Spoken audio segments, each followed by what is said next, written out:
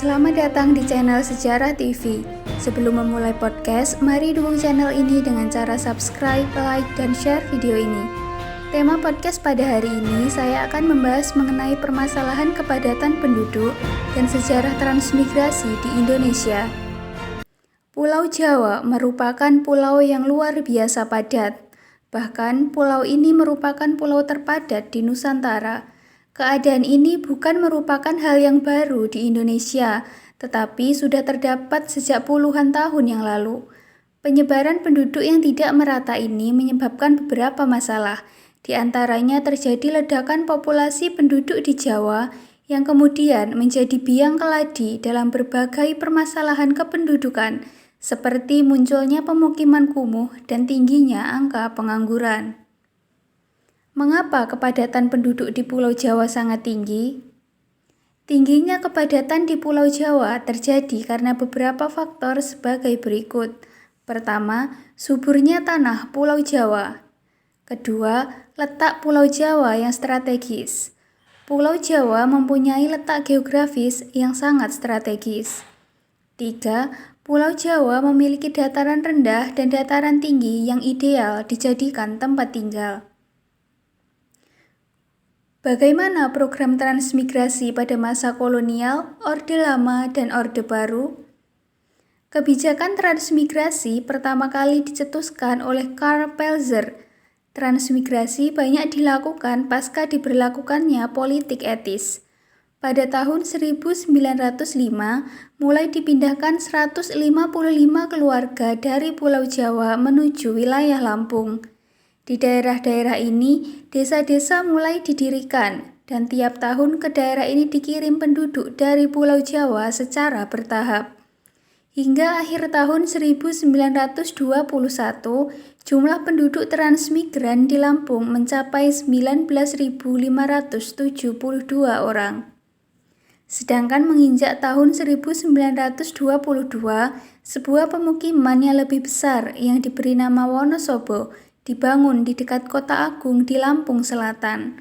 Di samping itu, juga didirikan beberapa pemukiman besar dekat Sukadana di Lampung Tengah. Sedangkan pemukiman-pemukiman yang lebih kecil didirikan di Sumatera Selatan, Bengkulu, Kalimantan, dan juga Sulawesi. Pada akhir tahun 1941, telah ada 173.959 orang yang tinggal dalam proyek-proyek transmigrasi di daerah lain. Usai Perang Dunia II, upaya transmigrasi penduduk oleh pemerintah Republik Indonesia dimulai dengan mendirikan Jawatan Transmigrasi pada tahun 1947. Adapun tujuan dari transmigrasi sendiri adalah untuk kemakmuran dan kesejahteraan rakyat dengan jalan mengadakan pemindahan penduduk dari satu daerah ke daerah lainnya yang ditujukan ke arah pembangunan perekonomian yang merata. Pada kurun waktu antara tahun 1916 sampai dengan 1985, persentase penduduk yang melakukan transmigrasi dari Pulau Jawa dan Bali meningkat menjadi 8,2% dari jumlah pertumbuhan penduduk di kedua pulau tersebut. Jadi, walau terjadi peningkatan, tetapi persentase ini tetap kecil. Namun, di penghujung tahun 1980-an, pengiriman transmigrasi umum terutama diarahkan ke Indonesia bagian timur. Provinsi-provinsi yang dijadikan daerah pemukiman transmigrasi antara lain Daerah Istimewa Aceh, Sumatera Utara, Sumatera Barat, Riau, Jambi, Bengkulu, Sumatera Selatan, Kalimantan Selatan, Kalimantan Tengah, Kalimantan Timur, Sulawesi Tenggara, Maluku, dan Irian Jaya. Apa perbedaan transmigrasi pada era kolonial, Orde Lama, dan Orde Baru?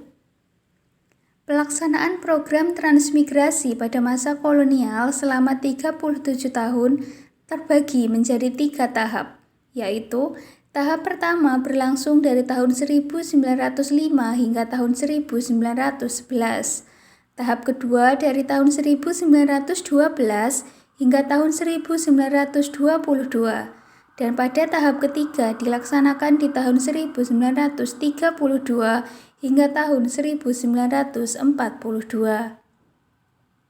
Kebijakan-kebijakan yang dilakukan pada masa kolonial mengenai transmigrasi penduduk dari Pulau Jawa ke luar Jawa dilatar belakangi oleh pelaksanaan salah satu program politik etis, yaitu emigrasi, untuk mengurangi jumlah penduduk Pulau Jawa dan juga memperbaiki taraf kehidupan yang masih rendah.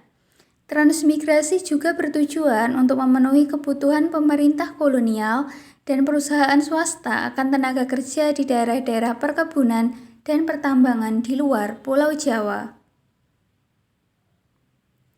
Sementara itu, di era Orde Lama, jika ditinjau dari penyelenggaraan transmigrasi yang diselenggarakan pemerintah sejak tahun 1950, hasilnya masih belum dapat dikatakan memuaskan.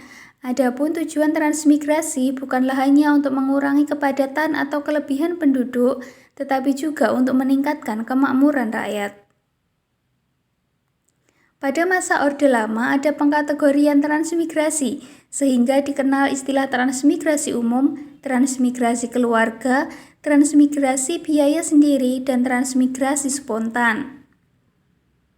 Sedangkan di era Orde Baru, transmigrasi memiliki tujuan utama yaitu tidak semata-mata memindahkan penduduk dari Pulau Jawa ke luar Jawa, namun ada penekanan pada tujuan memproduksi beras dalam kaitan pencapaian swasembada pangan.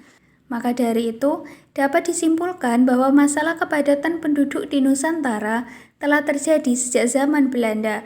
Program-program transmigrasi untuk mengurangi kepadatan Pulau Jawa juga telah dilakukan sejak zaman kolonial. Demikian penjelasan mengenai sejarah transmigrasi di Indonesia. Apabila ada pertanyaan dapat ditanyakan di kolom komentar. Jangan lupa untuk terus dukung channel ini dengan cara like, subscribe, dan share video ini. Terima kasih.